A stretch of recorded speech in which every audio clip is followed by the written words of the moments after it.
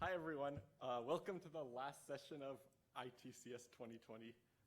So I think this is going to be a really nice session. It's going to be about a few different papers which study generalizations of like really nice classic TCS problems. It's not like these are all problems from one specific area of TCS. It's really a nice variety, I think. So probably there's like at least one paper here that studies a problem that's of interest to any given one of you in the room. I think it'll be really nice. So what I want to tell you about is not necessarily like the results of all 6 of these papers. I'll let the actual presenters do that. But I at least want to tell you about what the problems all the 6 papers study are, so that you could get a sense of it. All right, so let's start with the first one. The first is about robust algorithms for the secretary problem. So yeah, I think probably most of you have seen the secretary problem before. Here, you imagine you're interviewing job candidates for some job, and they come one at a time, and you interview them, and you see whether you like them or not, and then you have to decide after each one whether to give them a job before you move on to the next candidate. And there's like very nice algorithms for this problem when you kind of assume that the candidates are coming to you at random. But in this paper, they study like a Byzantine version of this problem in which some adversarial job candidates have been placed into the order. So you can kind of imagine it's not too hard to come up with examples that make the algorithms, well, at least I had heard of before, not work in this setting. But they study when is it, like under what kinds of adversaries is it possible to actually do something clever in this situation, and when is there really nothing you can do. Okay, so the second paper is about stochastic k-TSP. So k-TSP, this is like maybe a slight variant on the usual traveling salesperson problem. Here, there's a salesperson, and they need to sell a certain quota of something, brushes. And they know the time to travel between pairs of cities, and they know, in each city, you'll be able to sell 1 unit of brushes. And they want to figure out how to minimize their travel time. So this is the usual problem that's been studied a lot.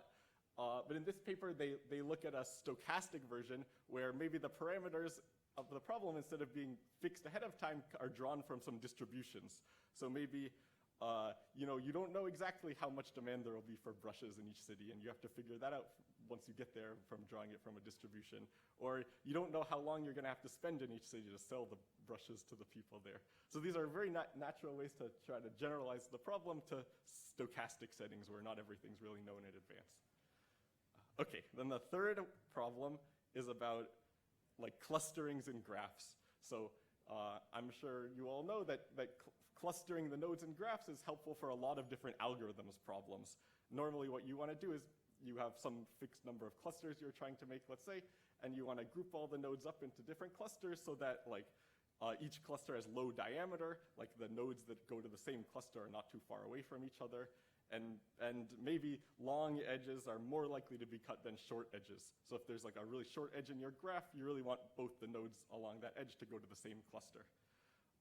So most of the known algorithms for making clusterings like this basically use a single source shortest paths oracle. Like they make some queries to solve single source shortest paths in order to find these clusters. But in like distributed and parallel settings, this is not great because there aren't very good, distributed and parallel algorithms for exactly solving single source shortest paths. And so in this paper, they study what if you can only approximately solve SSSP? What types of clustering guarantees can you get in that type of situation? Okay, then the fourth talk is about motion planning.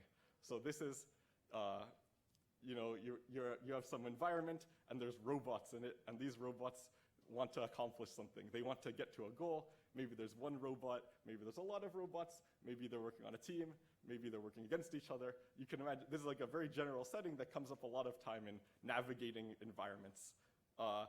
And a lot of the work in the theory side on motion planning has been about actually trying to prove hardness. So often these environments have some type of gadget, like a button you can press that opens a door, or a tunnel that you can only go through a certain number of times or in certain ways. And you can use these types of gadgets to prove hardness for like figuring out how to optimally navigate to your goal in these environments. And so this paper studies like this type of problem in a very general setting and asks what types of gadgets are necessary for proving different types of hardness and which ones are sufficient. Okay, the fifth talk is about random walks. Everyone likes random walks. So usually in a random walk, you traverse a graph you just repeatedly go to a random neighbor of the node you're currently at. But in this paper, they look at a slight modification of that. What if instead you randomly get 2 neighbors of your current node, and you get to pick which of those 2 random neighbors to go to? Okay, so it maybe doesn't seem too different, but lots of nice questions come out of it. Some are like sort of analytical questions, like are there things that were unlikely in usual random walks, but that you can now make much more likely in these random walks with choices you're allowed to make? Like, for example, can you cover a graph more quickly? And also, usually in random walks, there's maybe not so much computation involved, but here there's a nice computational question of like, when you have your goal of what you're trying to do, how do you decide which of the 2 choices you should make? So lots of interesting questions arise when you just add this choice in at each step of the random walk.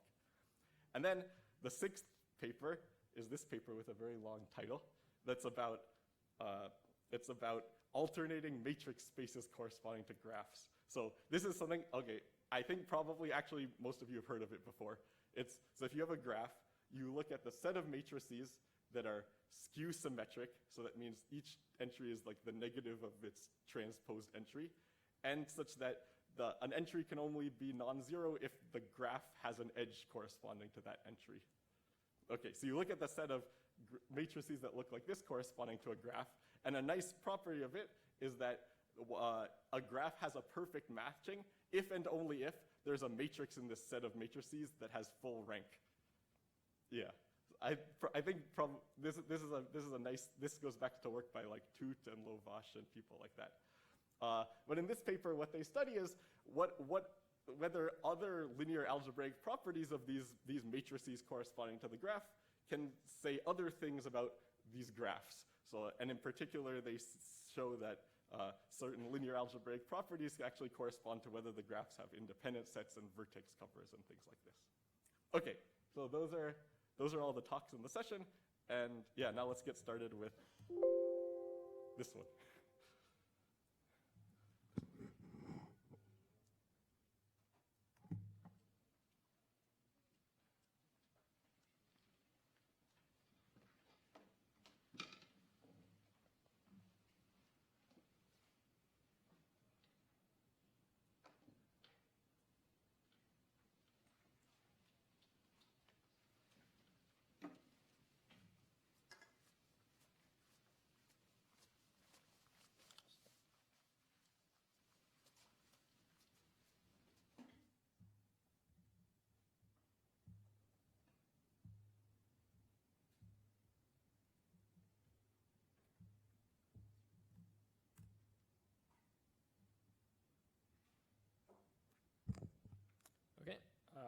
Thank you to everyone who stayed until the last session. So, as mentioned, I'll be talking about some robust algorithms for the sector problem. This is joint work with Anupam, Gupta, Sahil, Singla, and Goran, Zuzic. And Sahil and Goran are here in the audience, so feel free to talk to any of us after the conference. So let's start with the classical sector model. One way to state it is the following. There are some n items, a number which we know in advance, and each of them arrives at a time chosen independently and uniformly at random in 0 to 1. Once an item arrives, we must decide either to accept it or to reject it. And in the most standard model, we are only allowed to pick one item. Now, the challenge in this problem is that all our choices are immediate and irrevocable. And it comes in 2 main flavors. One is the value maximization setting, where each item is assigned some positive real value, and these values are chosen adversarially, but before the random arrival times. And we aim to maximize the expected value of the chosen item compared to the value of the best item. And the other setting is probability maximization, where items don't have any real values, but just a relative ordering among them. So when we see an item, we can compare it to all previously seen items. And in this setting, we aim to maximize the probability of choosing the best item. Now, let's look at a possible instance of this problem. Let's say we are in the probability maximization setting. So an item arrives, we decide to reject it. The next one arrives, it is bigger, but we think it might be too early to accept it, so we reject it as well. Then the next item, it surely cannot be the largest one, so we reject it, and so on. And then at some point, an item arrives, which is the biggest so far, and a lot of time has passed, so maybe we think it's a good idea to pick it. And if it turns out that no larger item arrives after it, we have succeeded. And this model has been introduced by Dinkin back in the 60s, and he showed that in this setting we can choose the largest item with a constant probability. So there's a simple algorithm which does this with probability at least 1/4. The algorithm does the following. First, we observe first half of the sequence and never pick anything. And then in the second half, if an item arrives which is bigger than everything before it, we pick it. Now, why is this a good algorithm? Well, consider the following case.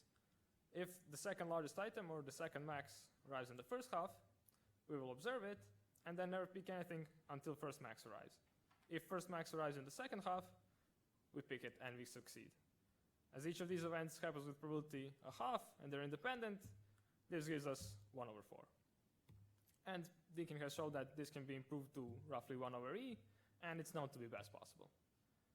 This model has been studied extensively due to its simplicity and because it allows many generalizations. For example, we can be allowed to choose k different items or items independent for a given matrix and so on. And it's been commonly used to analyze online debt auctions.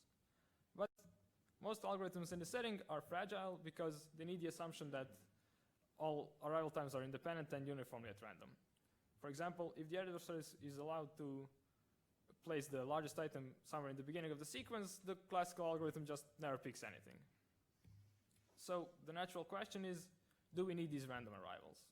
Well, on one hand, if they're completely adversarial, we can essentially do no better than random guessing and get the best item with probability 1/n. So you're faced with two extremes. We get very strong results in a variety of settings if all the arrival times are completely uniformly at random and independent. But this assumption is often too strong for many applications. And if the arrival times are completely adversarial, we can essentially do nothing. So as a middle ground, we consider mixed arrival times. Formally, we assume there are green items which are in a sense honest, and their arrival times are chosen uniformly at random in 0 to 1.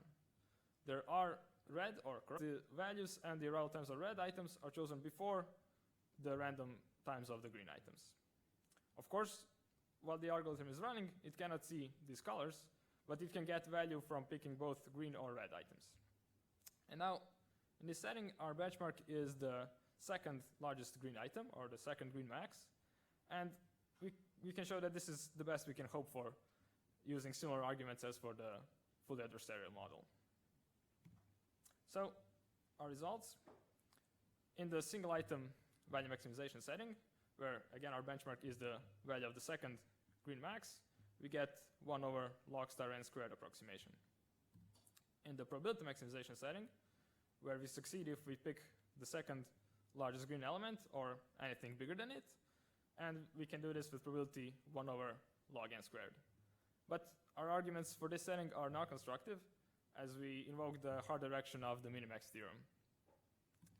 Finally, if we're allowed to choose items which are independent, which satisfy some one-dimensional Knapsack constraints, we can get a 1 epsilon approximation, provided that this Knapsack size is sufficiently large compared to individual item sizes. And in this case, opt is the value of the best feasible set of green elements, which does not contain the most valuable green element. So we only need to remove one item, and this gives us our benchmark. Note that none of these results depend on the fraction of red elements, so they are very robust. For example, the two single item results hold even if we have only two green elements. Now, to give you a quick overview of some of our techniques, consider the single item value maximization setting. So first we show how to achieve 1/log n competitive algorithm. So what we do is the following. With some constant probability, let's say 1/3, we simply select a random item. Now why? Because this ensures that the adversary should not present us with items of too large value. For example, if there's an item with value at least n times opt, where again opt is our benchmark, the second green max, we'll pick this item with probability 1/3n, and we already have a constant competitive algorithm. So we can assume that this is not the case, and there is no element with value at least n times opt. Now, we partition the time into two halves. And again, with some constant probability, we simply run Lincoln secretary in the first half. So we observe the first quarter of the input, and in the second quarter, we pick an item if it is bigger than everything seen before it. Now, why? Consider the case that all red elements in the first half are smaller than opt. And in this case, we are sort of reduced to the classical secretary model. So consider the case that the second green max arrives in the first quarter. We will observe it, and it is the largest element here. And then if max arrives in the second quarter, we will pick it. Now, both of these events happen with constant probability, so we already have a constant competitive algorithm. So again, we can assume this is not the case, and there should be some red item in the first half whose value is between opt and n times opt. And we will use this fact to get a good approximation, a good estimate of opt, and exploit it later on. So with the remaining probability, we'll observe the first half, and let A denote the maximal value we have observed. As we said before, this gives us a good approximation to opt. So we know opt is between A over n and A. And now we partition this estimate into log n buckets, each a factor 2 apart. We randomly select one of these buckets, uniformly at random, and we just pick the first element whose value is in the corresponding bucket. So if we have guessed correctly, the bucket which contains the value of opt, which we do with probability 1 over log n, and condition on the event that the second max arrives in the second half of the sequence, which happens with probability half, we will definitely pick some item because we will see opt. But we might pick some item of smaller value, but it will be at most a factor 2 apart. So this gives us the result. Now, to improve this to a polylog star approximation, we need one more observation. Namely, if in the second half there is an item of fairly large value, at least log n times opt, using our bucketing technique, we'll randomly select the bucket which contains this element and pick it with probability 1 over log n. And in this case, we would already have a constant competitive algorithm. So again, we can assume this is not the case. And the maximum in the second half is between opt and log n times opt. And why is it at least opt? Well, because again, we can run Lincoln secretary with some constant probability in the second half. So at a high level, our algorithm is the following. We partition the time into log star n equal intervals, and by randomly choosing one of these strategies, in each of the intervals we can either get high value or refine our estimate of opt, iterating a logarithm in each step. And if you do this carefully, we get the result of 1 over order of log star n squared approximation. Now, let me briefly summarize what we have seen. So we have devised a new semi-random model for the secretary problem with much weaker assumptions than the classical model. Our benchmark is the second largest green or honest element, and this is actually the best we can hope for. And finally, we get very robust results which don't depend on the level of corruption in the input. Of course, there are still many open problems.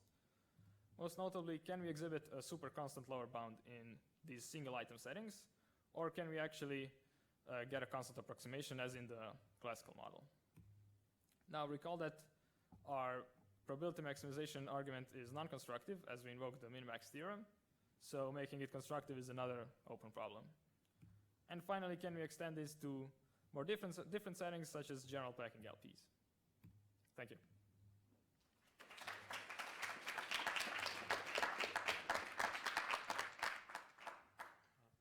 Any questions?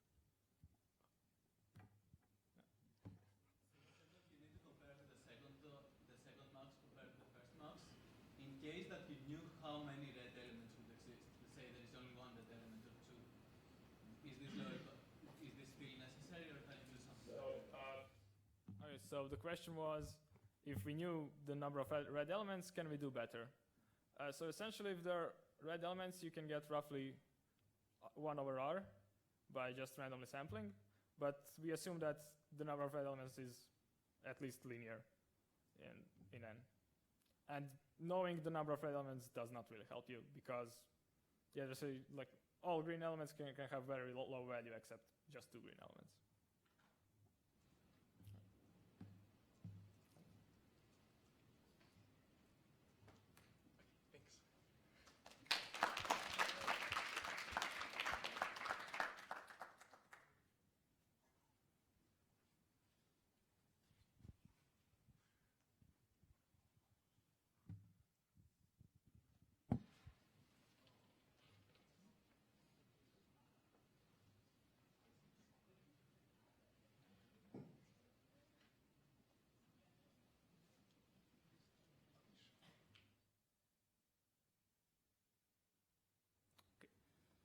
So hi everyone, I'm Daogao from Tsinghua University. This is the outline for my talk today. First, let me introduce the classic k-TSP problem first. Given the matrix space, a target value k along with the start point r.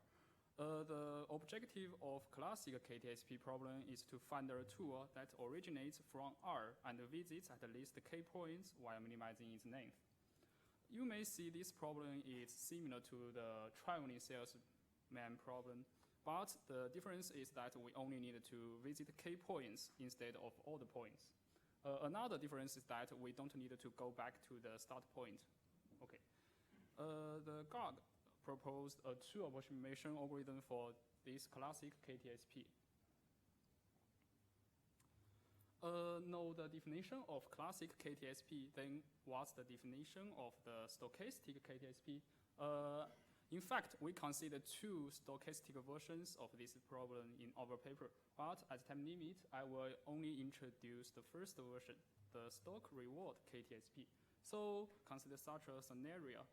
Suppose you are a salesman at UW now who want to sell at least k brushes in order to win a trip to Hawaii. The demand of supermarket near UW is random. But as you have been working on this problem, for this job for many years, you know the distributions of demand very well. Then how can you plan your trip to sell at least k brushes while minimize the expected length of your tour? So you may see this problem is related to the classic one, but with some uncertainty. So we call this problem stock reward k-TSP. Given the definition, these three inputs the same as the classic one, along with the additional input, the distributions of independent random rewards for each point. The objective is to find a tool originating from R and minimize the expected length until you connect enough rewards along the tour. The actual reward instantiation is only null when point V is visited, and there is no reward for revisiting, of course. So, any problem for the definition? Okay, so another key concept of our paper is the adaptivity gap. In fact, there are two kinds of solutions. The first kind of solution, the more smart adaptive way, you can decide which point to visit after you observe all the instantiations before. In the, I call it stupid, non-adaptive way, you should fix the order of all points at the very beginning and can't change the sequence no matter what instantiation you see. So people are curious about the difference between these two kinds of solutions and define the adaptivity gap by the expected cost of the non-adaptive optimal strategy over the expected cost of the adaptive optimal strategy. Also, the operational ratio in this presentation is defined by the expected cost of our algorithm over the expected cost of adaptive optimal strategy. Okay.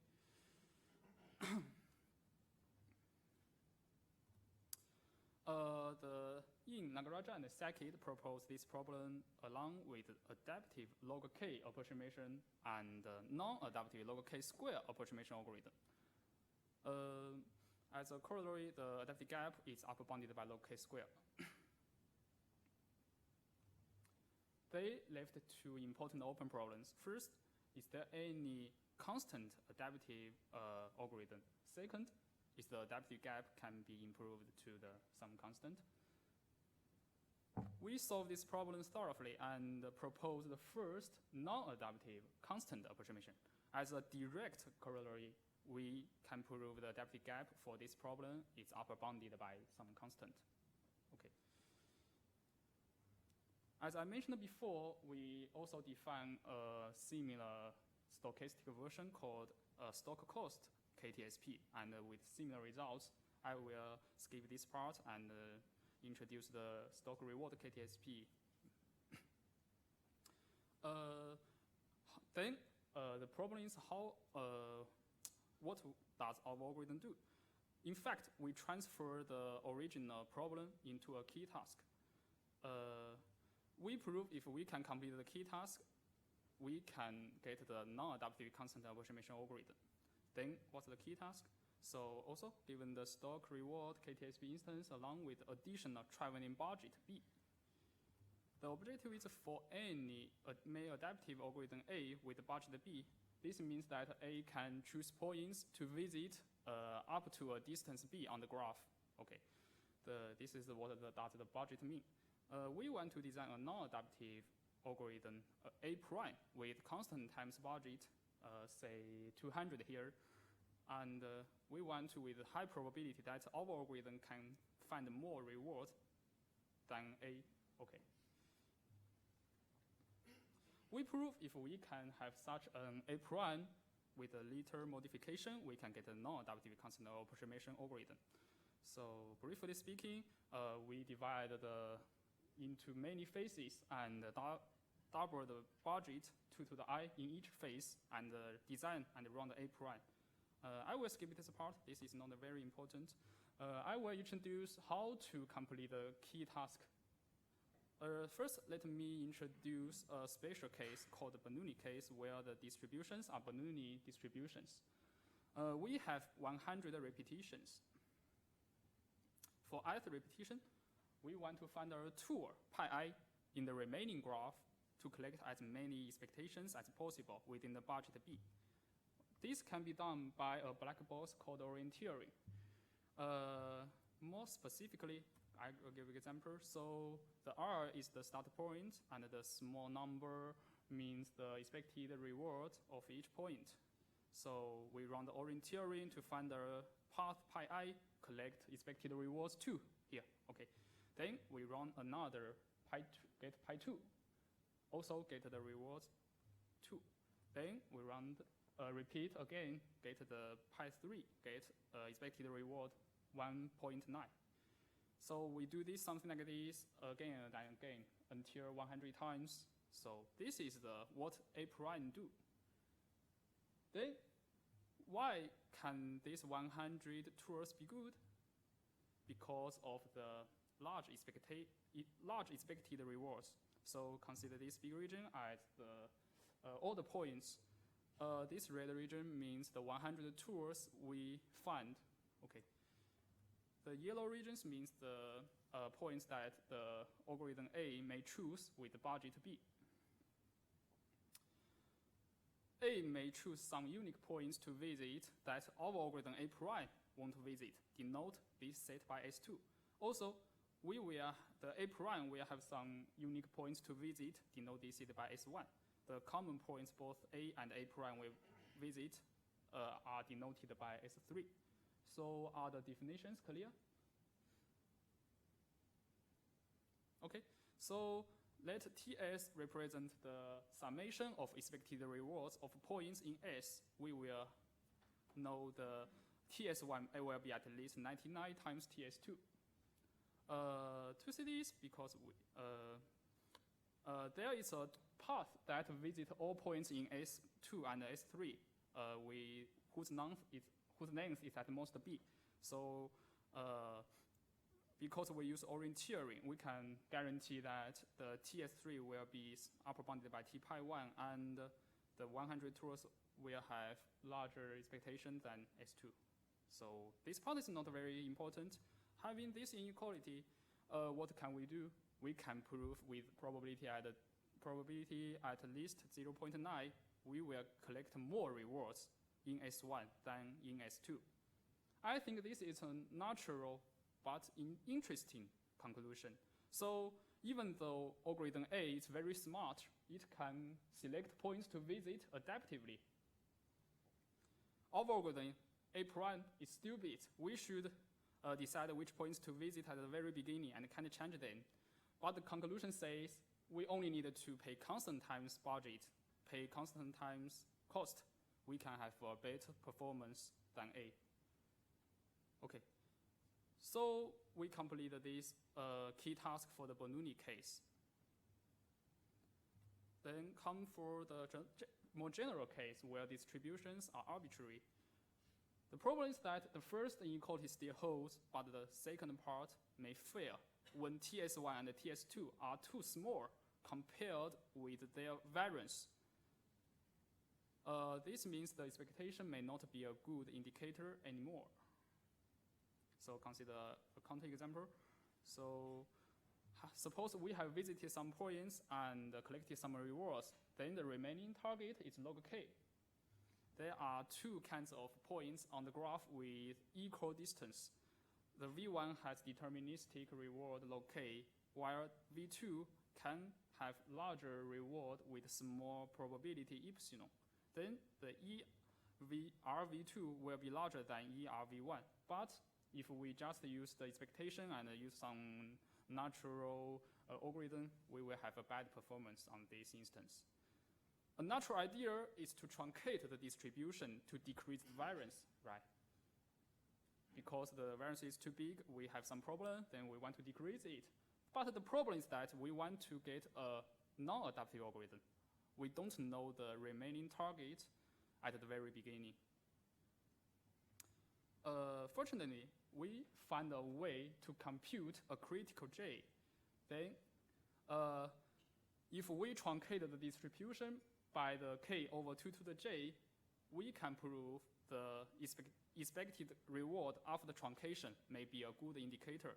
More specifically, if we use the WVJ find 100 tools by the Orient theory, black box Orient theory, and use WVJ minus 1 find another 100 tools, we can prove these 200 tools can have a good performance.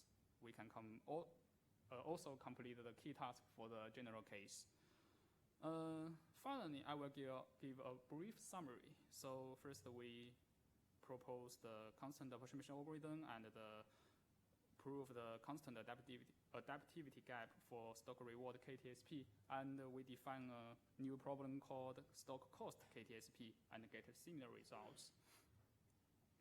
One interesting open problem is to see if the ratio can be improved to a small constant like 2, just the same as the classic k-TSP. Okay. Finally, I want to say I'm graduating from Tsinghua this year and I'm applying for PhD now. I welcome any chance or discussion. Thanks for your listening.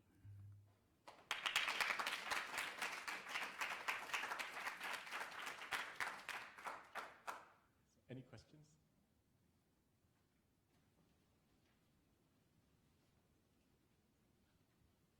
All right, let's thank the speaker again.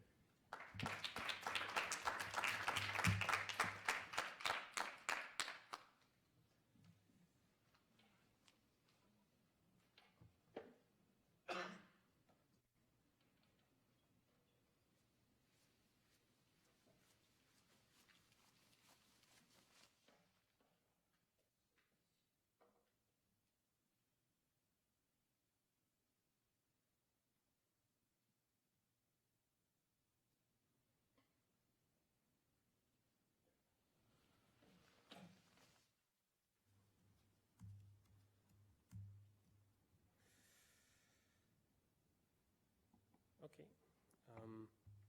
So this is a talk about graph decompositions, and it's joint work with Yuval, Emek, and Christoph Lenzen. So let me briefly motivate the problem. So for many problems in graph algorithms, it's useful to decompose the problem. And this is even more true in models of large-scale computations, such as parallel or distributed models. So for example, if we look at this graph, then we would probably all agree that the colors are coded in a, that the nodes are colored in a meaningful way. And this is because what we understand under useful properties of a decomposition is, as has been said already in the brief introduction at the beginning, that we would like parts to have small diameter, and we would like edges to be unlikely to be cut by the decomposition, where an edge is cut if the two endpoints end up in different parts. And even more, we would like that short edges are less likely to be cut than long edges. And this is basically the notion of a low diameter decomposition that I will introduce formally on the next slide. So we're given an undirected graph with edge length function that we denote with L. And low diameter decomposition, or d lambda decomposition, as I will denote it now, it has been introduced by Averbuch and Bartal. And it's basically just a partition of the vertices into clusters, like in this picture, such that the following two properties are satisfied. So the diameter of each cluster is bounded by d, and the probability that an edge is cut is bounded by lambda times its length divided by d, where lambda is a parameter as well as d. And there are plenty of applications of such decompositions, and they're extremely useful for different applications that we'll see one later. So in the literature, two different versions have been considered, namely depending on the diameter notion that is used. So in the strong diameter notion, we want that the shortest path realizing the diameter actually goes through the induced graph on the cluster itself. While in the weak diameter notion, we allow this path to go also into another cluster and come back.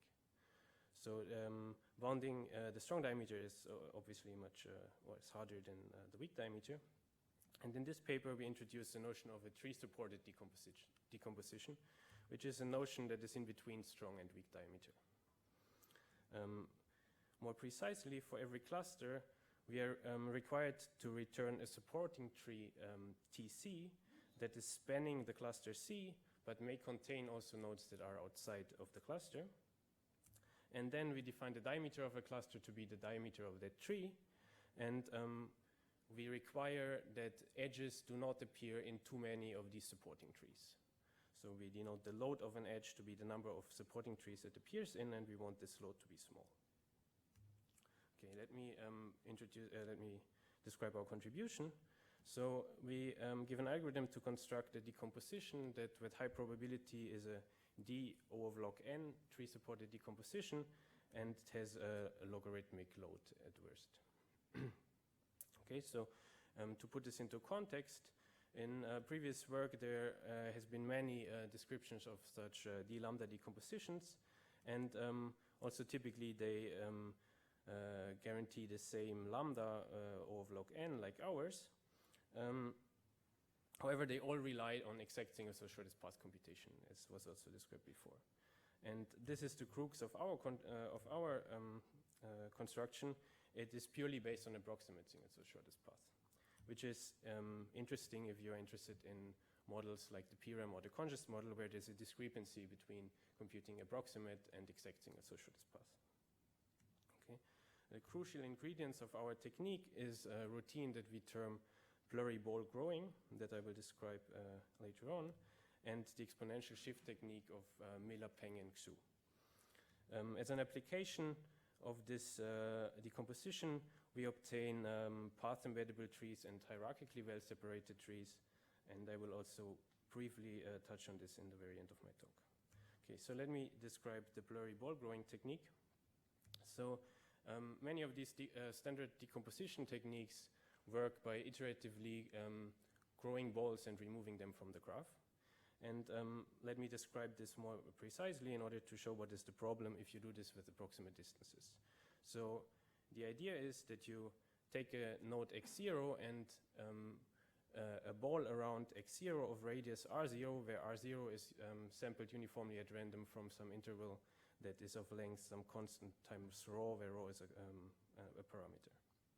And then if you look at the probability that an edge is cut by this ball growing, then you can see that the edge is cut if and only if the radius r0 that you sampled is between the distance of the closer node and the further away node. And this is, can be bounded by the length of the edge overall. So the problems of this approach are that it heavily relies on these distances, so on computing single-source shortest path, and it breaks down if the distances are approximate, so 1 plus epsilon approximations as in the notion as here on the slides. So an important observation, however, is that nodes that are at small distance of x0 are still fine because their distance approximation is only perturbed by a small amount. And this is basically the observation that leads to this blurry ball growing routine. So the idea is to start with the standard ball and then to blur its boundary by extending it slightly iteratively. So this will be done by this routine that we term plur. So it takes the standard ball and then it works in iterations, and it samples a radius Ri from this interval from 0 to alpha I to the minus 1 raw, and then it extends the ball by all the nodes that are a distance Ri from it. And in the end it returns the ball. And the idea is that since we look at nodes that are a distance Ri from B, we can do this using a single source shortest path computation in the graph where we contract B. So all the nodes that are close to B will have a good enough distance approximation. Okay, and since this is geometrically decreasing, this interval, we will get a diameter bound as before, and we will just need to bound the probability that an edge is cut. Okay, and for this we introduce the notion of an edge to be safe after step I of this plur routine, and we say that an edge is safe if either it is contained completely in B, so then it won't be cut anymore, or it is sufficiently far away from B so it can never be reached anymore from this, by this plur routine. And then in order to bound the probability that an edge is cut, we can bound the probability that an edge never becomes safe. And so we define this event xie to be the event that edge E stays unsafe in a step I, and then we can show that the probability of xie is this term on the slide here on the left bottom, which is basically LE over the width of the interval we sampled from as before, plus a term that is due to the approximation. Okay, and then by multiplying these events over all the steps I, we get that the probability is bounded by LE over rho as we wanted, relying purely on approximate distances. Okay, let me say how you can use this in order to get the whole decomposition. So now you could just use this blurry ball growing technique to iteratively grow balls. However, you don't want to do this iteratively since we are interested in parallel and distributed computations. And this is where we use this exponential shift technique, which is given by Miller, Peng, and Xu. And the idea here is that every node in the graph samples an exponentially distributed parameter and starts growing a ball around itself with delay this parameter, until every node either started growing its own ball or ended up in someone else's ball. And then they showed that actually the probabilities of edges to be cut are fine. However, this again only works if the distances are exact. So you would end up with a decomposition like in this picture on the right. However, the edge cut probabilities will be wrong due to the approximation. Now our idea is to fix this decomposition using the blurry ball growing technique. So what we will do is we will remove the boundary of this partition, so this gray area in the picture, and we'll only keep the interior of each cluster. And then we'll use the blurry ball growing technique in order to fix the edge cutting probabilities of these interiors. So we will blur the interior of each of these clusters, and we will have to make sure that they do not grow into each other. And in order, because we do this, we will end up with the rest that, of nodes that will not be in any part. Because so that we cannot eat up all of this gray area at once. However, this is no problem as we can just remove the obtained blurred clusters and then recurse. And since an edge has a constant probability of ending up in one of the clusters, we get that this recursion only has logarithmic depth with high probability. And let me just briefly mention how you get the trees that are required by the tree-supported decomposition. You can just get them as the subtrees of the single source shortest path computation that you needed to do for the exponential shift technique. Okay, now let me briefly say a few words about how to get hierarchically separated trees out of this. So what are hierarchically separated trees? They are basically an embedding of the graph into a tree that represents the distance structure of the graph well. And how well it represents the distances is measured on this based on this notion of stretch, which is basically the stretch of an edge is the distance in the tree divided by the length of the edge. And now the idea is to compute hierarchical tree-supported decompositions, so recursively compute these TSDs with diameter bounds that are geometrically decreasing. And then as a hierarchically separated tree, just use this decomposition tree, where on the root node corresponds to the whole graph, the first layer of the tree corresponds to the first level of decomposition, and so on. And the length of the edges in the tree will just set to these diameter bounds. And then we get that if an edge gets decoupled on level I of this decomposition, then it suffers stretch di over Le. And since we had, for this d lambda decomposition, we had that the probability of an edge to be cut is lambda Le over di. If we sum over all the levels, then these di's and le's will just cancel out, and we get lambda times the depth of the recursion, which is lambda times log n, and lambda was log n again, so we get tree of expected stretch log squared then. Okay, and in a similar way, you can get path embeddable trees where this load bound is essential, but I have no time to go into this. Okay, so let me conclude. So our contribution is that we give this DO of log n tree-supported decomposition with logarithmic load. And the main technique is this blurry ball growing that I described. And the crux of all of this is that it purely relies on approximate single search shortest path. And this is particularly interesting in distributed and parallel models of computation. And I said that we get this application of these trees. So if you just want to remember one thing, then you should remember that low diameter decompositions can be computed based on approximate shortest path. And that's all I wanted to say. Thank you.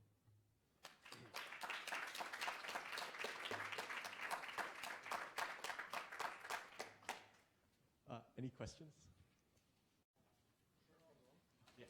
So do you need like 1 plus epsilon approximate shortest paths, or can you handle like, bigger, like log n approximate?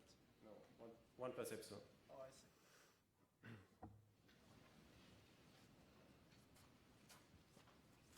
Okay, let's thank the speaker again.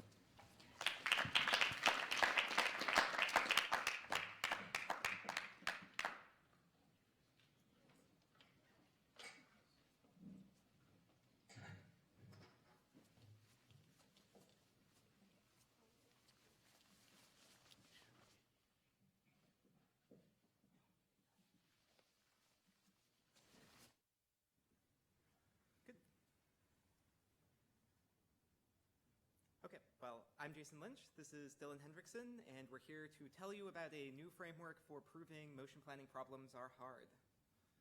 Yeah, so let's start by explaining the framework. So what we have is a graph with some gadgets in it, and you imagine you're moving around this graph. And the gadgets are these purple rectangles, and they dictate the motion you're allowed to move. So for instance, I'll explain what the gadget called the locking two toggle does, and this will be important later. So currently, you can traverse from left to right on either tunnel. If you show up on the left, at the bottom tunnel, you can move across to the right. And when you do this, it changes the state of the gadget. So for the locking two toggle, it changes so that now the bottom tunnel is traversable back to the left, and the top tunnel isn't traversable at all. Now if I cross it again, it goes back to the previous state. Maybe later, I'll go to the top tunnel, and this works symmetrically. Here, if I go across, it flips that tunnel and closes the other tunnel. If I go back, it returns to the original state. In general, we model this as having some set of locations, some set of states, and transitions, where each transition is only available in one state and moves you from one location to another and can change the state. So this is a fairly powerful general model for motion planning. The decision problem we usually care about, the simplest one, is just can you reach a goal in some network? So here, we're wondering, can a robot pathfind through all these gadgets to the flag? Okay. So in addition to the single robot trying to reach its goal, we also consider some other variations. Two-player games where you have two different agents who each want to reach another goal and are basically racing to it. And also team games with imperfect information. So in that model, you have multiple agents on each team. They want to get at least one of their agents to the goal first, and they do not necessarily know the state of all the gadgets, though they do know the layouts. So in this case, we have a large class of polynomially bounded gadgets that we get dichotomies for, and we also investigate another interesting class of polynomially unbounded gadgets. Let's start with the one-player game for polynomially unbounded gadgets. So here we get a full characterization of their complexity that also works for the planar problems where we don't allow any crossings. So the class of gadgets we look at is something called reversible deterministic gadgets. Reversible means whenever you do something, you can immediately undo it. And deterministic means whenever you enter the gadget, there's only one transition you can make.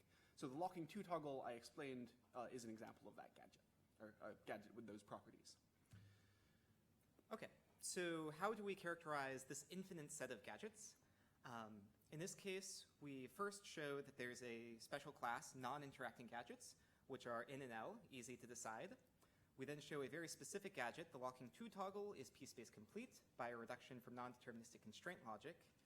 We then show that there's enough structure in any of these other gadgets that if they're interacting, reversible, and deterministic, we can simulate the locking 2 toggle. And as an added bonus, we can show this is even hard in the planar case.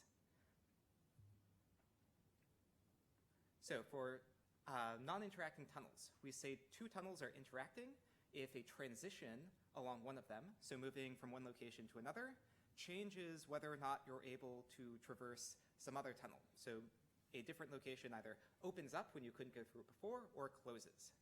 So a gadget is non-interacting if it has no interacting tunnels, and this is kind of the key thing that separates this class. Whether or not doing something in one area changes whether or not you can go somewhere in another one. And we show it's an L by basically arguing that you never end up needing to revisit a location if this is the case. So how do we show hardness? Well, for the locking 2 toggle, we use a reduction from non-deterministic constraint logic. We won't go into the details of that. The more interesting part is how do we show that every single interacting reversible deterministic gadget is hard. And so we do that by showing that they can all simulate a locking 2 toggle. So in the upper right, this is a diagram of an arbitrary reversible deterministic gadget with interacting tunnels. And that has enough structure that we can sort of continue to build more structure out and refine it. So first we can build a one-directional tunnel, which can be traversed in one direction but not the other. Use that to build a 1 toggle, which is like half of a locking 2 toggle. And then we can put that together to build the actual locking 2 toggle. And that shows that any of these gadgets is p-space hard. So for the planar case, there's one other consideration that shows up, which is we now have many more different types of gadgets. So instead of just the locking 2 toggle, we now have one where you cross your lines, one where they go in a parallel direction, the one we've been looking at, and one where these arrows point in opposite directions. And similarly, many other gadgets have this kind of combinatorial increase when you consider the planar case. For showing hardness here, we show all of these simulate each other. We use those to build a very weak sort of crossover and end up augmenting our earlier reduction. Okay, so moving to 2-player games, there's some other considerations that show up. And here, unfortunately, we lose the full characterization because these non-interacting tunnels are not necessarily easy once you have 2 competing players. The main issue, we use a reduction from 2-player constraint logic. In this case, it looks very similar, but we now need to construct timers to force the players to continue making moves in the game, and we also need a mechanism for ensuring that they take turns. But with these minor changes, the reduction goes through in a similar manner.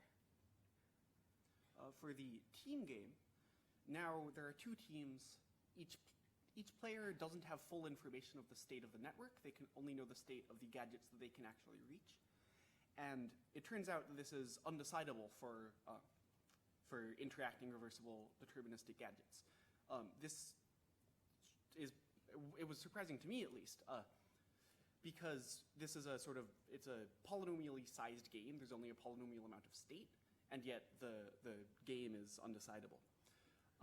So the proof is now from team imperfect information constraint logic, and we need these complicated gadgets to enforce all of the turns. It becomes more complicated because now there are multiple players on the same team who might try to collude to break the simulation.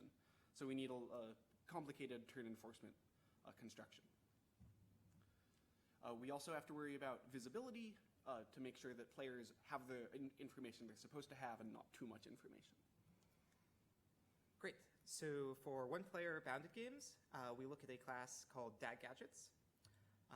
In the class, we say that the state space of the gadget is a directed acyclic graph. This means that you will only be able to traverse each gadget some bounded number of times. So some examples on the right. The one to your left is a DAG gadget with a forced distant closing. Going across the left door closes the right one. Similarly, going across the right will close the left traversal. The other one is an example of a DAG gadget with a distant opening. In this case, going across this single traversal in the gadget opens up the other pathway. But then, as with all DAG gadgets, they end up completely unusable. So one-player bounded motion planning is NP-complete by a very nice and simple 3-sat reduction. Basically, we're going to encode each literal with a gadget. Your agent is going to have to choose to go through one pathway or the other, opening or possibly closing a whole bunch of different pathways. The clause forces you to go through the other pathway. If you happen to have opened the literal corresponding to that variable in the clause, you can continue on through.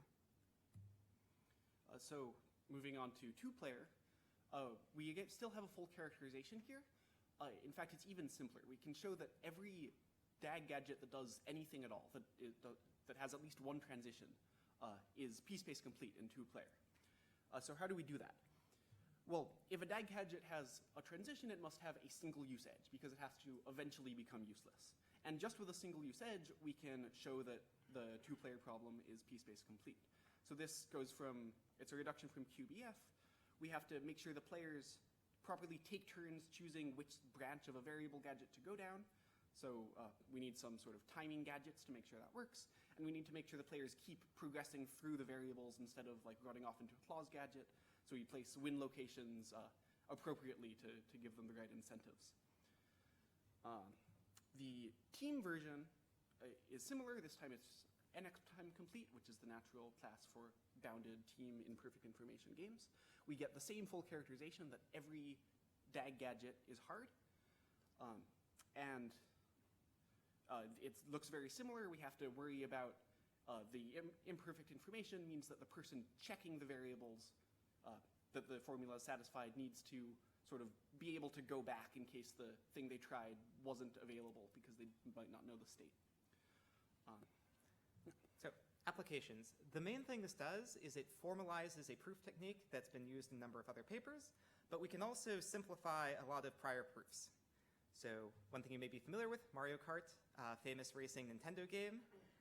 And in a prior paper, they were able to show that 2-player Mario Kart is p-space complete, requiring 2 different sorts of variable gadgets, a clause, and some other things. We managed to get this down to a very simple single gadget. You go across a power mushroom, makes you go faster. You can then perform a very large jump. This is a single-use gadget. Similarly, push-pull block puzzles, so kind of like Sokoban, there's blocks that can be moved if you push them or pull them. You can think of this as driving a forklift around in some Kafkaesque warehouse that someone has designed. There's a reduction proving hardness from non-deterministic constraint logic. We get it down to a single, arguably simpler gadget, reducing from locking 2 toggles. And there was a last year recent SODA paper that looked at the tilt assembly model. So this is a microassembly model where you have global control over all of the things that move inside it. And they used our framework to show that it's p-space complete to even decide whether you can get one of these particles to a target location, much less how to assemble things. So looking forwards, we have started studying this powerful general framework for motion planning, but there's still a lot left to do in this area. So 2 of our characterizations weren't complete. It would be cool to finish those. Most of our characterizations don't worry about planarity, but many applications are in 2 dimensions and care about planarity, so it's good if we can show hardness in that setting. We can relax assumptions about gadgets. What if we don't assume they're reversible? Can we still get similar results? What about other classes of gadgets? And we can look for other problems that fit into this framework, and there are a surprising number of problems that can be expressed this way. So we have a lot more work coming along. There's a lot more to do in this area. Yep. So if you'd like to join in understanding the complexity of motion planning problems, or if you have examples of problems you think would benefit from these sorts of techniques, please let us know.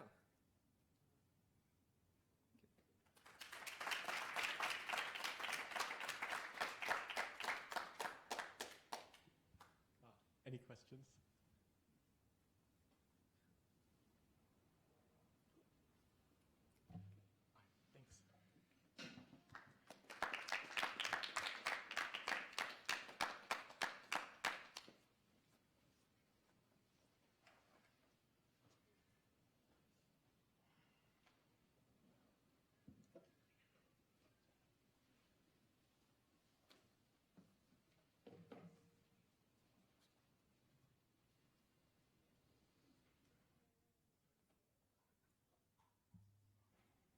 Oops, hold up.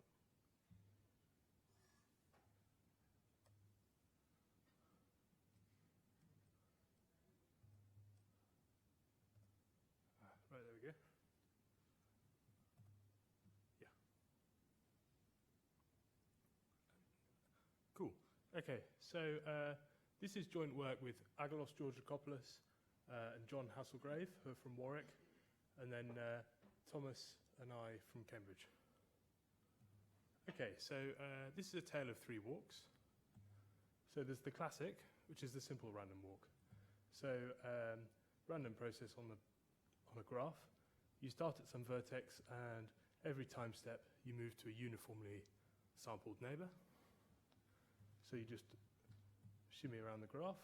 Okay, so we're going to kind of focus on cover time, which is the amount of time it takes to visit every vertex of the graph. Okay, so the second one is a new process we introduce. So this is called the choice random walk. So this time, rather than moving to a uniform neighbor, you're offered two uniformly sampled neighbors, and you must choose one of them as your next step. Okay, so we can see here we've been offered C and B, and we're going to choose one. We go for C. So there's kind of the why and the how. So the why is that you're trying to minimize something or maximize something. In this example, we're trying to minimize cover time. And the how, we just assume that the player essentially has got any amount of resource they want. So they can see the whole graph, they know what they've already visited, etc. Okay, so that's the choice random walk. So this is inspired by, power of two choices for load balancing, things like this. Have you seen that? Okay, so the third character is called the epsilon biased walk. So this walk is a little bit different. So every step you actually flip a coin. So first thing you do is you flip a coin that has heads probability epsilon. So give it a flip. Okay, we failed that time. So if you fail, then you just move to uniformly sampled neighbor. Whereas if you succeed, you get to choose the neighbor you're going to go to. Okay, so we try again, flip, fail, move to a uniform neighbor, flip, fail, try again, and that's an epsilon, not a euro on the coin. Us Brits can't afford euros anymore. So you get a success this time. Okay, now you get to choose your neighbor. So we're trying to cover the graph, so it kind of makes sense to go to B or F. We'll go to F. Okay, try again. This time you fail. But the randomness just helped us anyway. Okay, so these are the three processes. So we were interested really in the middle one, the choice random walk, and from looking in the literature, we found the epsilon biased. So this was introduced by Azar, Broda, Carlin, Lineal, and Phillips, and they only considered fixed strategies. So that means you have your graph and you got your sum objective, and you fix a strategy. So every time you come back to a vertex, if you get lucky and get offered the neighbors, you'll always go for the same neighbor. So we removed that assumption because we want to look at cover time. So they were only looking at hitting time and stationary probabilities, so like minimizing hitting times, or where hitting time is the expected amount of time to visit a single vertex. And they were also looking at boosting stationary probabilities.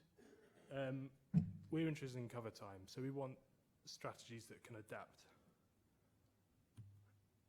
Okay, so the first thing is you can actually simulate the epsilon biased using the power of two choice, provided that your epsilon is not too big. So that's pretty straightforward. So any results I'm going to state actually also hold for the choice walk. Okay, so let cov be the cover time, which is the expected time to visit all vertices, started from worst case.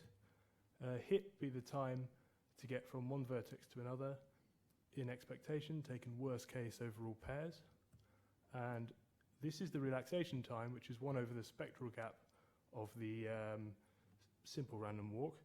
So if you don't know what this is, don't worry, but it's basically just an easily measurable quantity. Okay, so this is the bounds we prove. So you don't need to look at it in too much detail, but basically it shows that you can make an improvement over the simple random walk using the epsilon bias, or equivalently really using the choices. So in particular, you can cover a bounded degree expander using the choice random walk in time n log n rather than n log n. Okay, so Azar et al., they were interested in boosting stationary probabilities. So your normal simple random walk converges to its stationary distribution. If you pick your favorite vertex in that graph and you say, I want to make the stationary distribution larger, they conjectured that you can do this, so you can boost it from p to p to the power 1 minus epsilon. And of course, they were studying fixed strategies, so this makes sense. If your strategy is changing over time, you don't have a stationary distribution. So they proved a weaker form of this for bounded degree regular graphs. We prove this kind of for large graphs, which are regular-ish and fast mixing.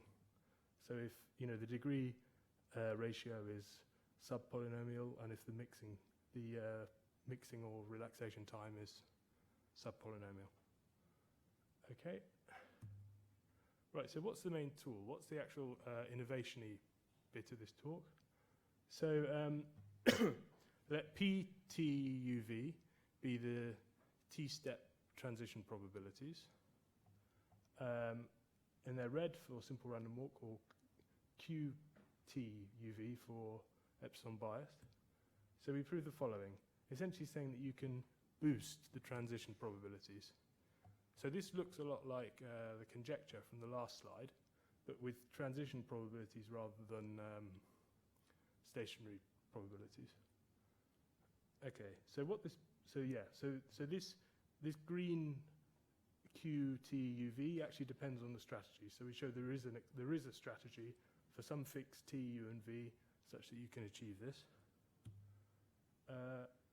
Okay, so this is note, we've since actually gone and done this for the choice random walk specifically and got tighter results, better boosting. Okay, so this is how you prove it. So you remember you have some fixed T, and you want to say get from U to V in these T steps. So you lay out all walks of length up to T in a tree. Okay, so each node is like at height k from the top is like a walk of length k. Then what you do is you put weight 1 on the leaves if the last vertex in the path is v, otherwise 0. Now what we're going to do is we want to put some weights on the other vertices of the tree. So if you eyeball this rule, so say we've got some vertex somewhere in the tree, internal vertex, and we want to give it weight or value x, then you say, well, okay, epsilon times the maximum of its children, or plus just the average of its children. So this is kind of encoding a greedy rule, right? It's like you're using the epsilon bias in a greedy way. Okay, so if we do that, then this value x of some node, the value is essentially like the probability that if you continue that path to a full path of length t, then it's the probability you're successful. So in particular, under that greedy strategy. So in particular, the value at the root is this QTUV that we're interested in under the greedy strategy, and the weighted average of the leaves is our simple random walk probabilities, where the weighting means if I weight each value 1 or 0 by the probability that a random walk gets to that leaf. Okay, so basically we want to relate the root to a weighted average of the leaves. So we did this using a potential function argument. I've not actually got the potential function on the slides, but it's essentially like a weighted sum of the values at one level to this power 1 over 1 minus epsilon. And it's based around this inequality. So this is just like an analysis exercise, this inequality, but it's key to the potential function argument because it shows the potential is non-decreasing as you go up layers of the tree. And by the way we cooked up the potential function, the bottom layer is still just this red thing, and the top root is the green QTUV to this funny power 1 over 1 minus epsilon. And so, the fact it's non-decreasing, you get the inequality. Okay, so that's the idea. Okay, so what else have we got? So we're also interested in the complexity of finding optimal strategies. Okay, so Azar et al., they actually studied this for this epsilon biased walk, and they showed that if you want to maximize stationary probability, then you can do this in polynomial time using a linear program. We actually basically showed just copy-paste this. You can use the same linear program with some minor adaptions, and you get it for the choice random walk. Okay, so they also looked at hitting time, and they did this by relating hitting time to stationary probability. The same thing, it's not so clean with the choice random walk, but we managed to get it. It's just quite a bit more complicated. So then this is new.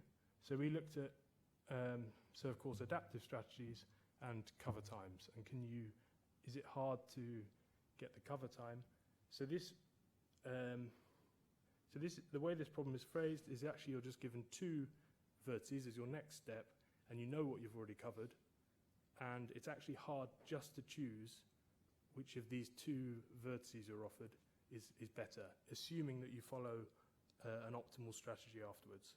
And it's you can basically, if you can solve that problem, you can find a Hamiltonian cycle or Hamiltonian path. So this even holds for graphs with max degree 3. Okay, thank you very much.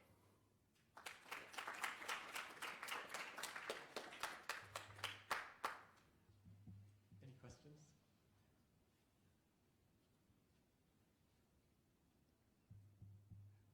Okay, let's thank the speaker again.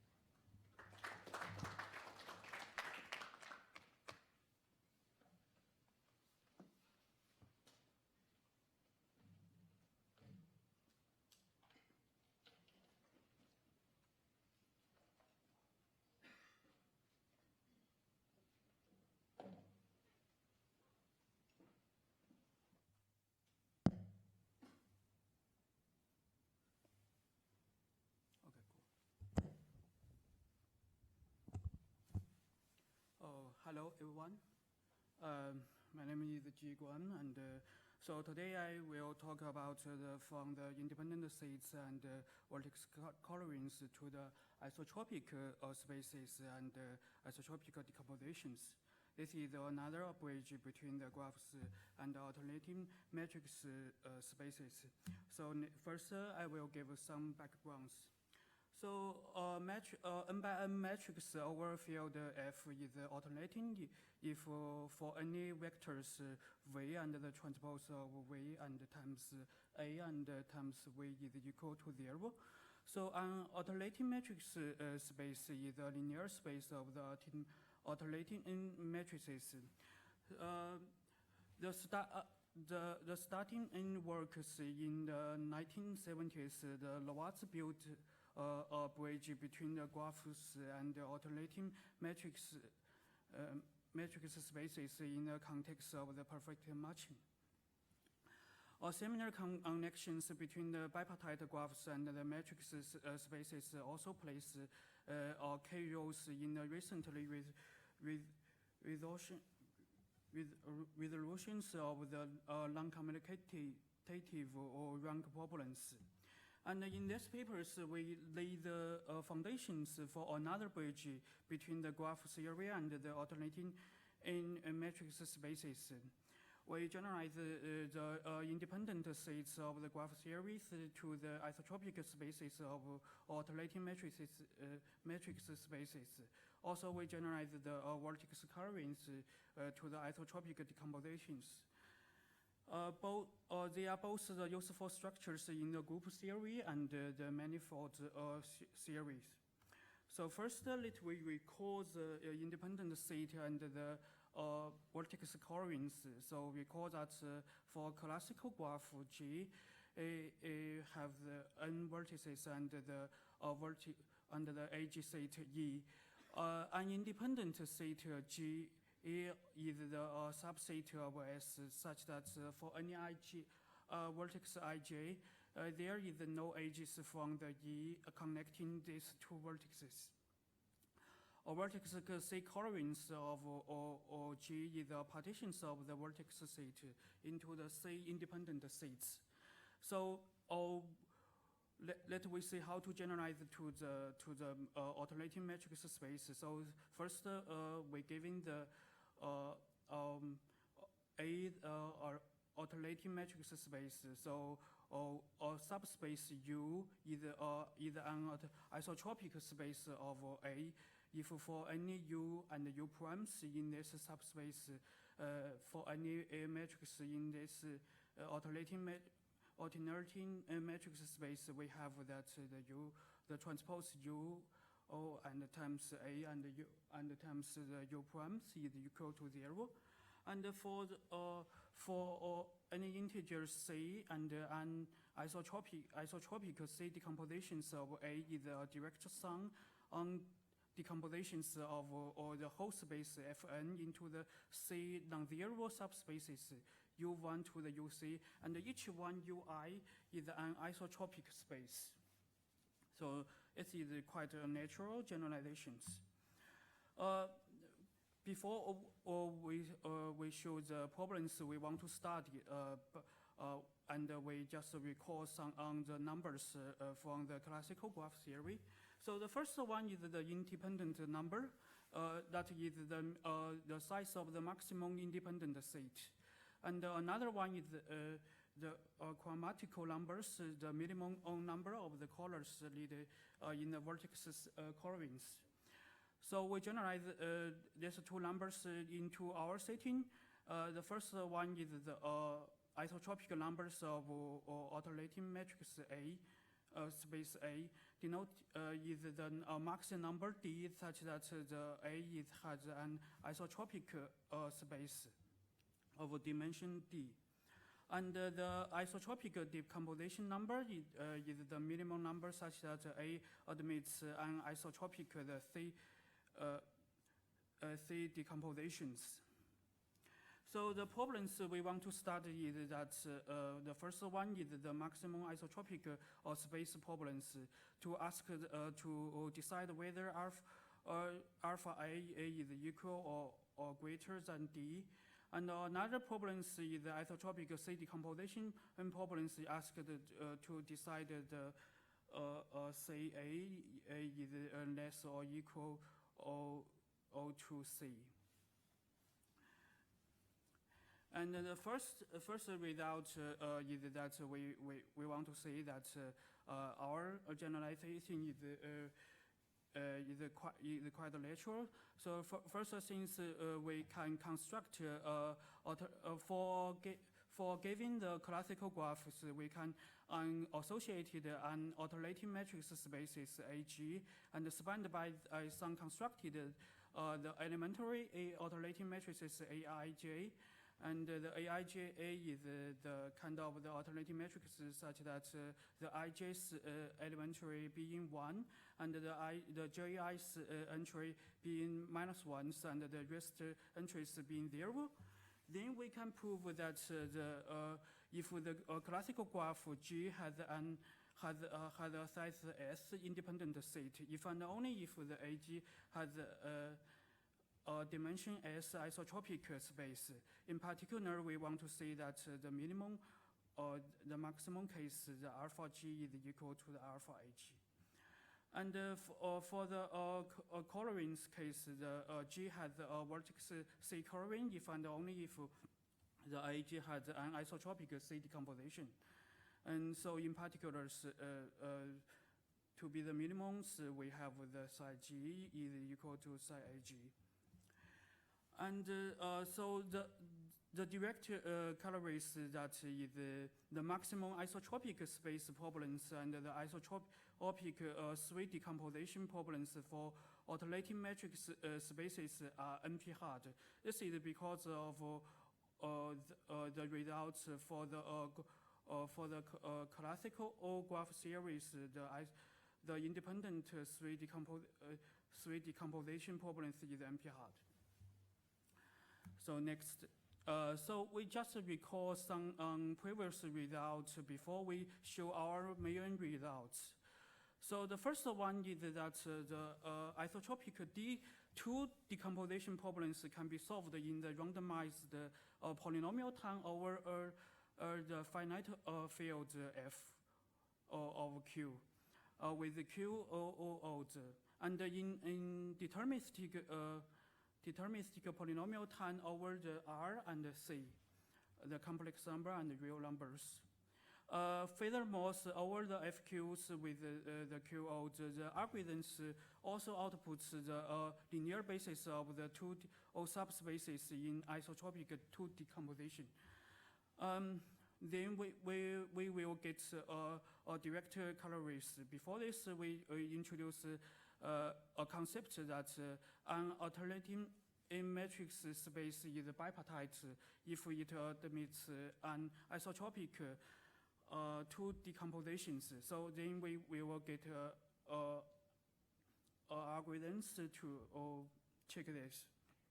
That is the maximum isotropic space problems for bipartite alternating matrix space of size n by n, and over the finite field Q or Q odds can be solved in the randomized polynomial and in n and log Q all time. So our main results is about the isotropic decompositions and isotropic number. The first one is over the complex numbers. Assuming that the generalized the Riemann hypothesis, there is a randomized polynomial or time reductions from deciding the quadratic residuosities modular or square-free composite numbers to the problems of the deciding the whether an alternating matrix space has an isotropic space of a dimension is equal or greater than 2. So this result says that we can connect it to some number theory problems, and also we want to use the number theory problems to say that to solve the isotropic finding the isotropic space is hard.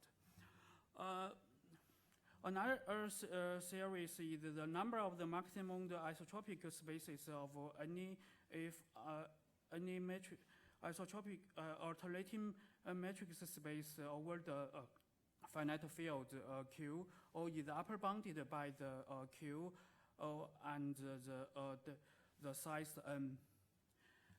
And the last result is that the isotropic decomposition numbers of alternating matrix spaces over on the finite field can be computed in times Q to the in Q and also all the n bound, also the size m.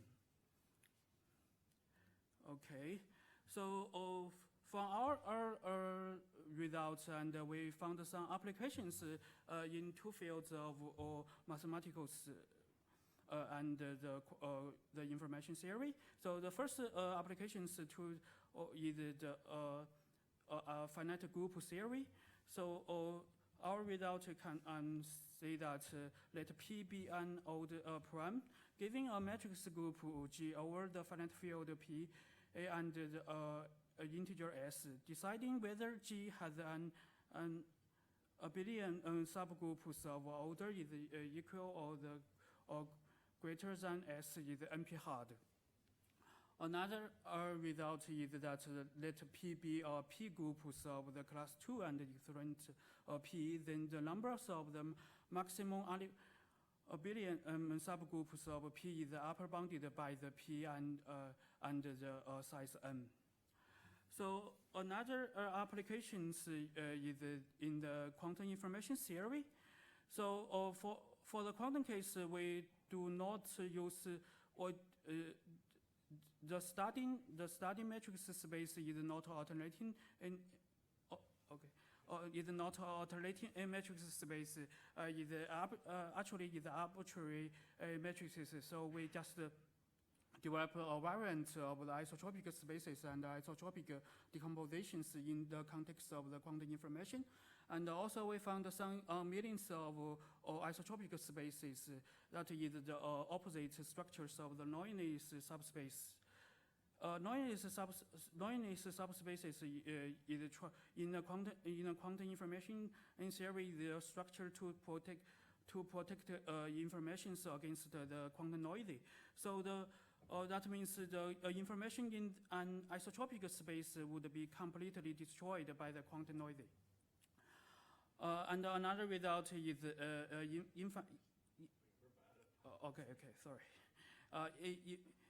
efficient isotropic decomposition algorithms will be developed. And so at least in the end, I will give some summaries. So we just showed some on the new algorithmic and mathematical questions. And another is we just find some applications to the finite theory, finite group theories, and the quantum information theory. So thank you very much.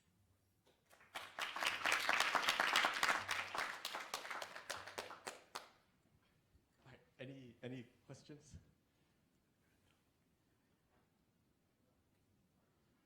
All right, so let's thank G and all the speakers in the session.